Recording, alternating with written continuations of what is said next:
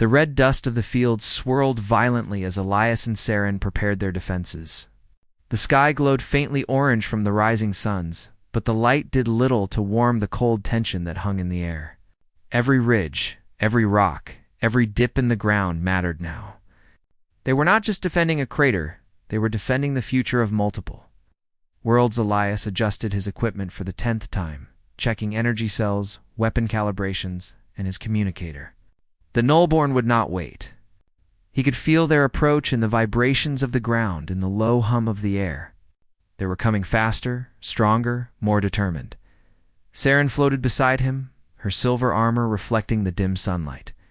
Her hands glowed faintly as she projected shields along the ridges, a lattice of energy ready to catch and repel the first wave. "Are your people ready for this?" she asked softly. Elias glanced at her, determination in his eyes. "Humans. Always. We may be young, but we are stubborn. And stubbornness works better than power sometimes." Saren allowed a small smile. "Good. You will need it." From the distance, shapes began to form, twisted, metallic, and glowing with corrupted energy.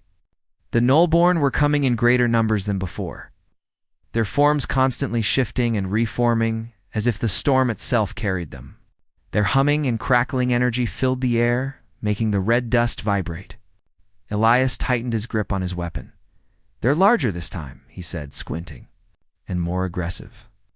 "Yes," Saren confirmed. "But we have something they do not expect. Human creativity combined with Helian technology," Elias smirked.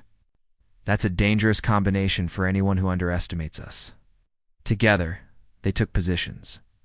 Saren's shields created narrow channels in the terrain, guiding the Nullborn into areas where Elias could use improvised traps. Rocks, cables, and portable energy charges were all arranged carefully.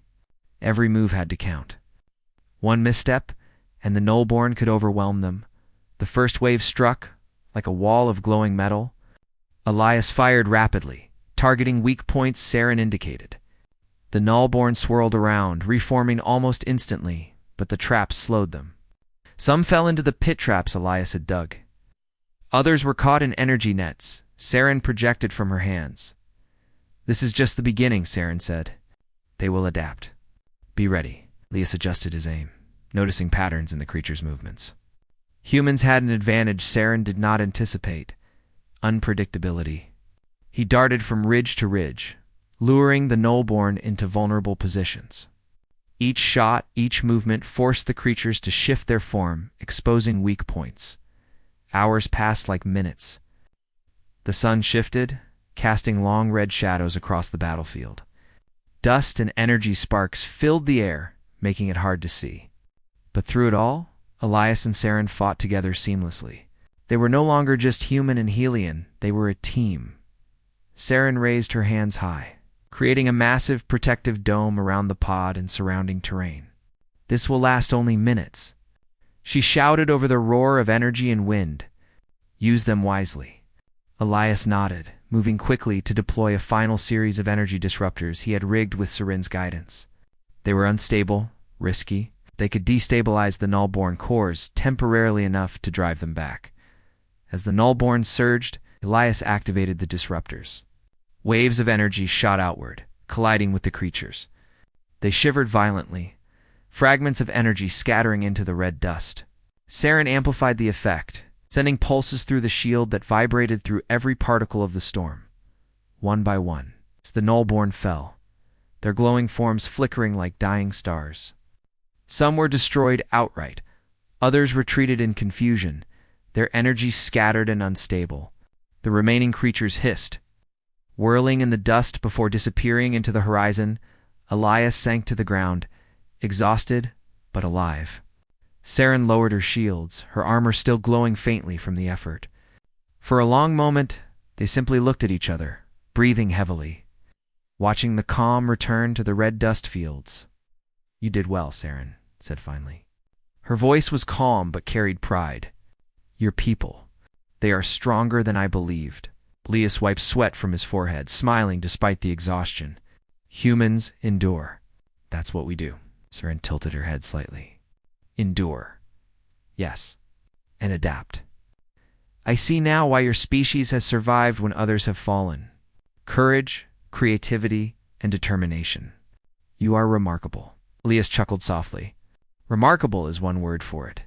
Crazy might be another. Saren allowed herself a faint laugh. Perhaps both.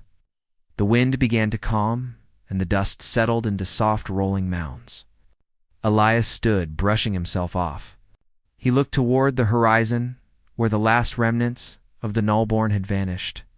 He felt a sense of triumph, but also awareness. This was not the end. Other threats would come. Other challenges awaited. But for the first time, he felt confident that humanity could stand tall in the galaxy. Saren walked beside him, her gaze distant as she scanned the skies. The Helian fleet will arrive soon. They will assist in containing the remaining Nullborn. Your actions have given us time, and time is the greatest gift. Elias nodded. Then we've done our part together. They returned to the pod, where Elias had already begun helping Saren repair minor damages. Sparks flew as tools and hands worked in perfect rhythm.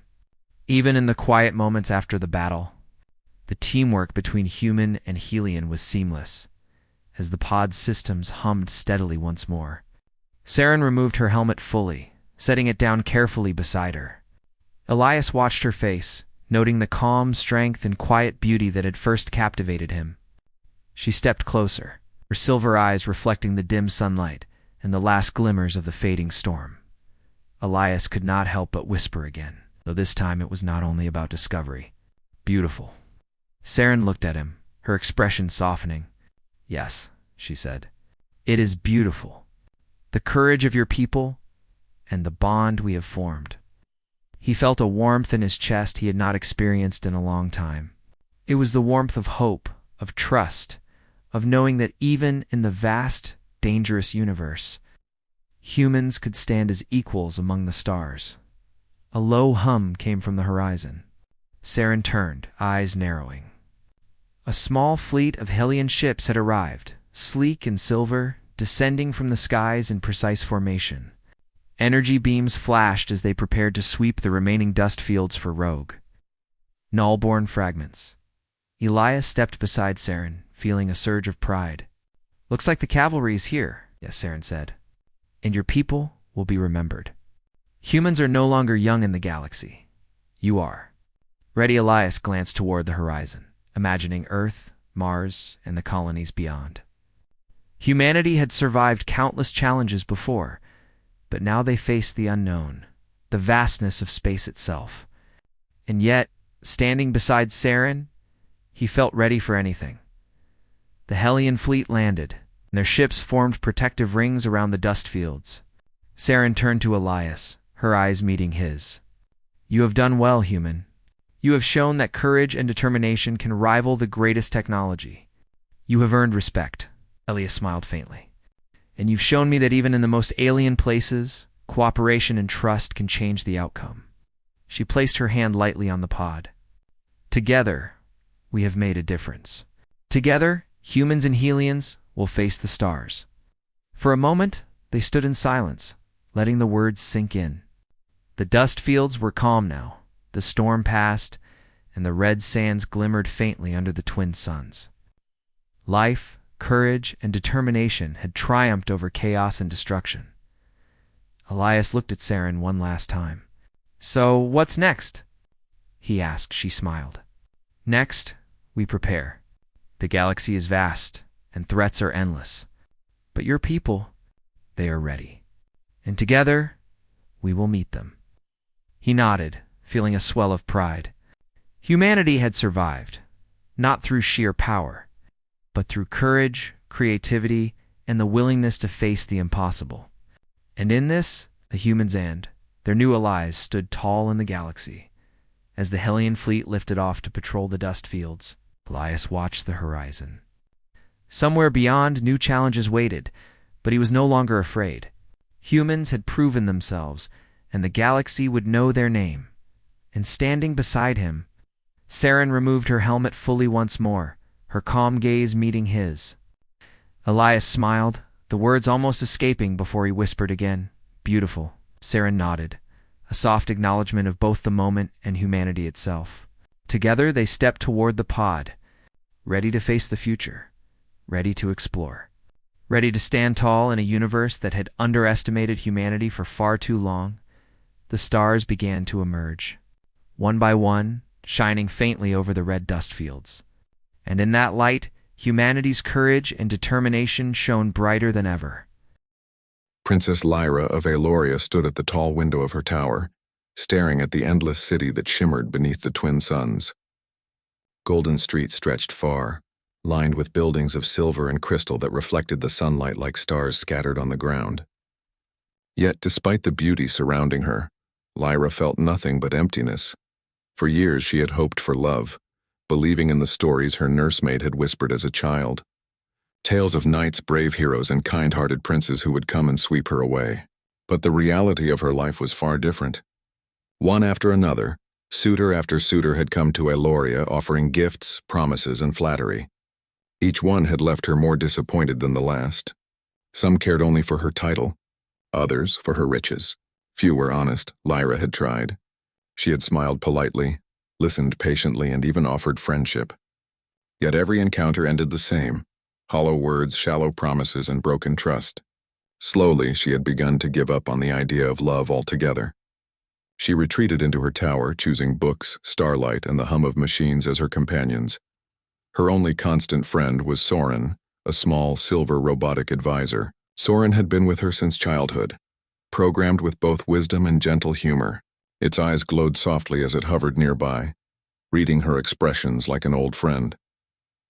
"Your Highness," Storym said one morning, its voice a soft hum. "I notice you have avoided the garden again." "The sun is kind today," Lyra smiled faintly. "I do not need the garden, Storym. The city is enough." "The city may shine," Storym replied, "but it lacks the warmth of human touch and the unpredictability of life beyond these walls." Lyra shook her head. "Life beyond these walls only brings disappointment. I have learned that humans, at least those who come here, care for titles, not hearts." Storym did not respond immediately, as if considering her words. Finally, it said, "Perhaps one day a human may surprise you, one who asks not for your crown but for your name." Lyra glanced at it, amused despite herself. "A name, Storym? That is hardly enough to matter." But the idea lingered in her mind as she turned back to the window. A name. Could someone truly care for her simply as Lyra, not the Princess of Aloria? She doubted it, yet she could not shake the curiosity that rose like a gentle tide within her chest. That afternoon, a delegation arrived from the neighboring star system of Therion. Ambassadors, traders, and scholars crowded the palace, their ships gleaming in the sunlight as they docked in the harbor. It was the sort of event Lyra had grown used to ignoring, yet something in the air felt different. Among the delegation was a human, a rare sight in Aloria. His name was Kale. He moved through the crowd with calm confidence, yet without arrogance. Where others bowed and scraped to impress the princess, he seemed unaware of titles and ceremonies. He smiled freely, laughed easily, and listened intently to everyone he spoke with. Lyra watched him from her tower. She had seen humans before, of course. Some had been brilliant engineers, others cunning diplomats, yet none had ever seemed so genuine. There was no hint of strategy, no hidden plan behind his words, just simple curiosity and an openness she had almost forgotten existed. Later, Storym hovered near her. "The human, Kyle, he requests an audience." Lyra raised an eyebrow. "An audience? Why would I waste time speaking with another suitor?" Storym's metallic eyes glowed softly. "He is not a suitor, Your Highness. He asks only for conversation." Lyra considered this. Conversation. A simple act, yet rare in a palace where words were often weighed with politics and power. She sighed and descended from her tower to meet him. The room where they met was modest compared to the grand halls below, yet its walls were lined with screens and charts of the stars. Kyle was already there, standing quietly as he looked at the constellations projected in the air. He turned to her with a gentle smile. "Princess Lyra," he said, bowing slightly, "thank you for seeing me." Lyra regarded him carefully. "You are Kale, the human from Therion. What brings you here?" He shook his head. "Not duty. Not politics. I only wish to meet you." Lyra blinked. That was unusual. And why would you want to meet me? Kale's smile widened slightly, but he did not answer immediately. Instead, he said simply, "May I ask your name?" Lyra stared at him, surprised. Not his name, not his station, not what she could offer him, but her name. A small, ordinary word that carried her identity beyond her crown. "My name is Lyra," she said, almost reluctantly. "Lyra," he repeated, as if tasting the word for the first time. "It is beautiful, Lyra. No flattery, no false compliments. Just the sound of her name, spoken kindly." For a moment, Lyra felt something she had not felt in years. A small spark of connection, warm and gentle. Over the next few days, Kyle returned. He did not arrive with gifts or schemes, but with stories of distant worlds and human experiences. He told tales of cities made entirely of glass, of children who built machines from scraps, and of ordinary humans who did extraordinary things when they worked together.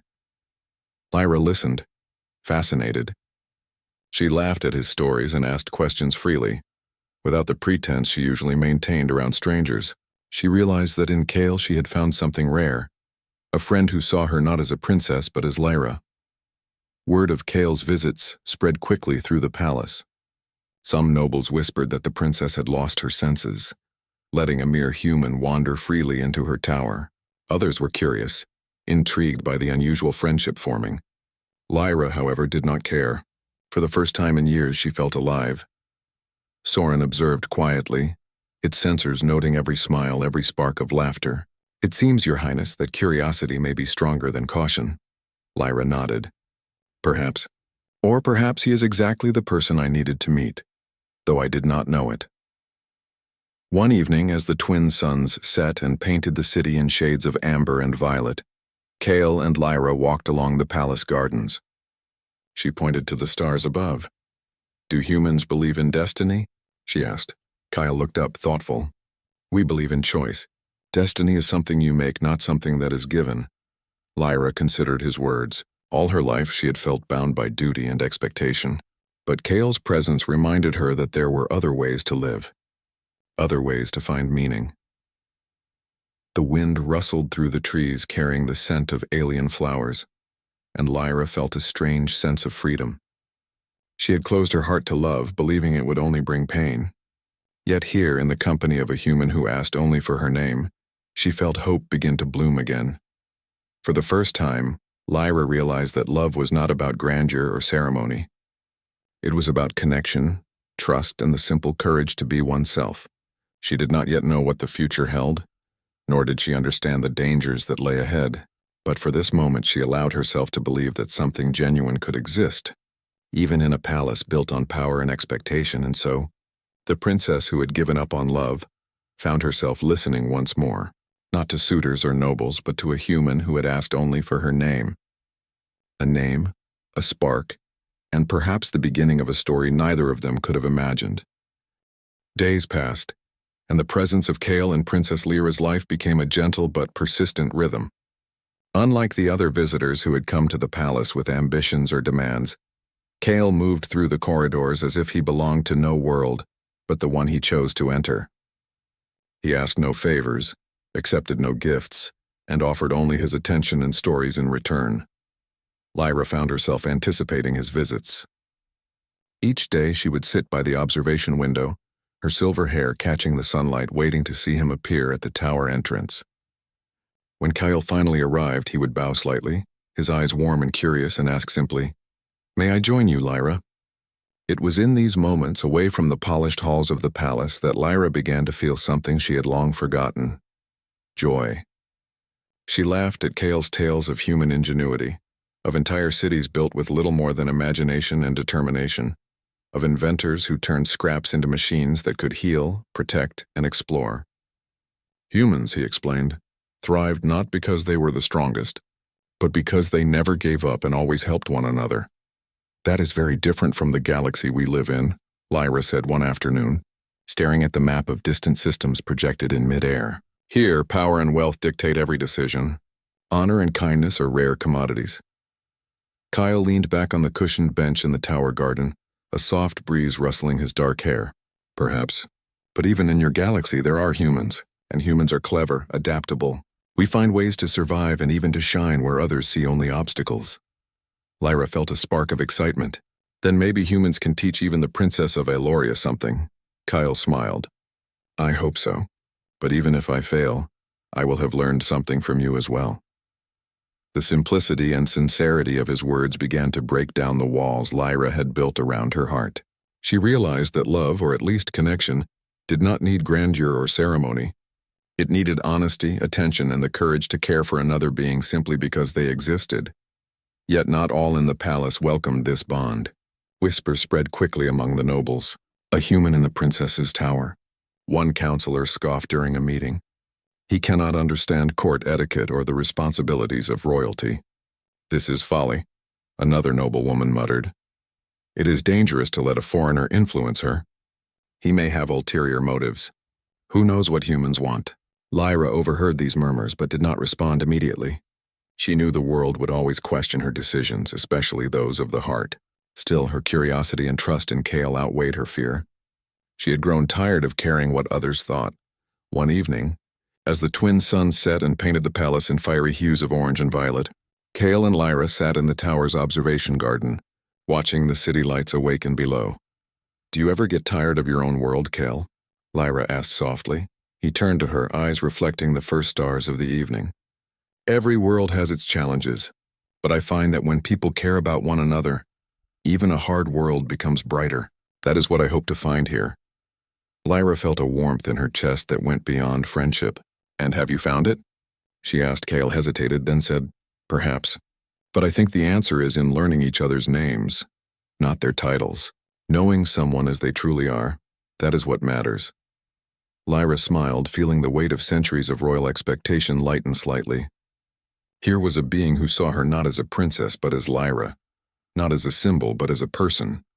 Their days together grew fuller.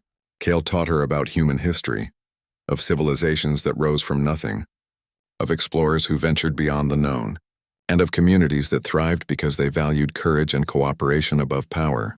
Lyra, in turn, shared her knowledge of Eloria, its technology, its art, and its history of navigating the galaxy's dangerous politics. One afternoon, while examining a model of the city's defensive grid, Kale leaned over, pointing to a weak spot in the plan. Here, he said. If you adjust the energy shield slightly, you could protect this sector without needing extra resources. Lyra's eyes widened. You mean, this would actually work? Kyle nodded. I've seen humans do similar things under pressure. Often the simplest idea is the most effective, and I think it could save lives here too. Lyra felt a mixture of admiration and disbelief. Here was a human, a stranger to her world, offering solutions no one else had dared suggest. She realized that his perspective was not limited by the traditions that bound her court. Yet their growing bond did not go unnoticed by all. Some nobles whispered of Kale's influence over the princess. He is changing her ideas, one said. Next, she may defy the council entirely. Lyra overheard the comments but did not flinch. Instead, she felt a quiet pride. For the first time, she understood that her choices, guided by trust and intelligence, not fear, could shape her own life. And perhaps, just perhaps, she could shape the future of her people as well. One evening, Soren spoke to her as she prepared for Kale's visit. Your Highness, the human may bring change. Are you prepared for what that could mean? Lyra looked out at the stars. Change is not frightening, Soren. What is frightening is to live without hope, without curiosity, without connection. Kale reminds me of the world I used to dream about.